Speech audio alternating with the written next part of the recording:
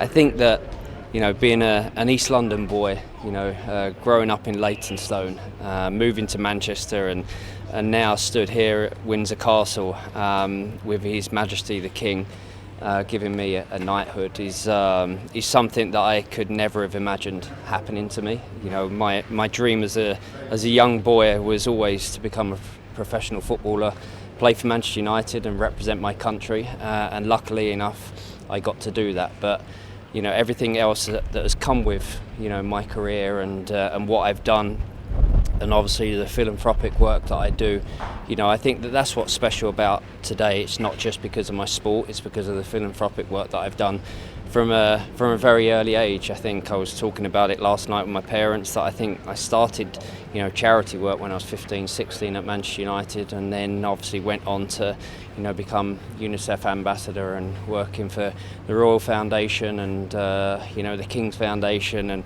Malaria No More and the Armed Forces. So I've been very lucky to work for very important charities around the world. And I think one of the things that I recognised when I was very young is because I had a successful career, I was able to implement change with the things that I said and the things that I got involved in. And I think that's why the charity work that I do is so important to me. But the 14-year-old boy from East London standing here in the castle with His Majesty the King, it's a very proud moment for me and my family.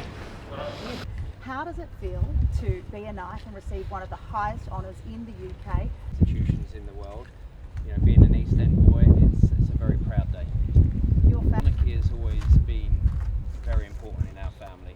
My grandparents, my parents. The royal family have played a huge role in our family over the years, and we know how important our royal family is. And it's the most important institution in the world and the most respected institution in the world. So to be stood here today, being honoured as an East End boy, and to have done what I've done and be able to work, with the charities that I've worked with and played with the teams that I've played with and the players that I've played with and the managers that I've played under. And I also want to thank the British people as well, because with their support over the years, it's been it's one of the reasons why I'm here today. So it's a big moment.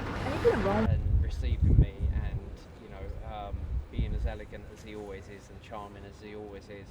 Well, actually, he was admiring my suit, and I actually said he was the inspiration. Funnily enough, I looked at old pictures of him in his younger years, and because I know how elegant he dresses, and I just thought it was quite important for me to get it right. And my wife made the suit, so I was very lucky.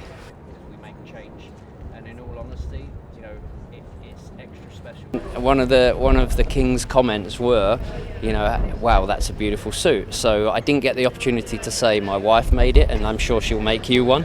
But I will at some point. I will make that point. But it's a very special moment, and obviously to have Victoria here and my mum and dad, and it's a very proud day for them.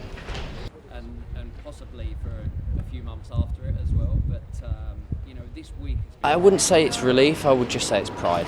I think people have talked about it for a number of years, and I always felt so lucky to have the honour that I already had with the OBE, and I do feel very lucky to have that. But obviously to be recognised now as a Sir, it's very special. But there's not really relief. It's just I couldn't be prouder, because I think people know how patriotic I am. I think people know how much I love my country.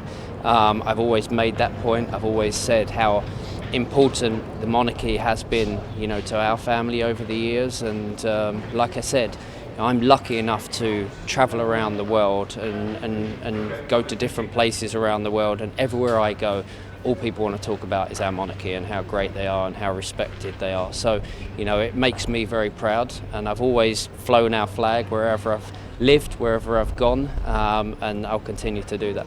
The journey, I think, is because, it's such a big moment for our family. got this honour?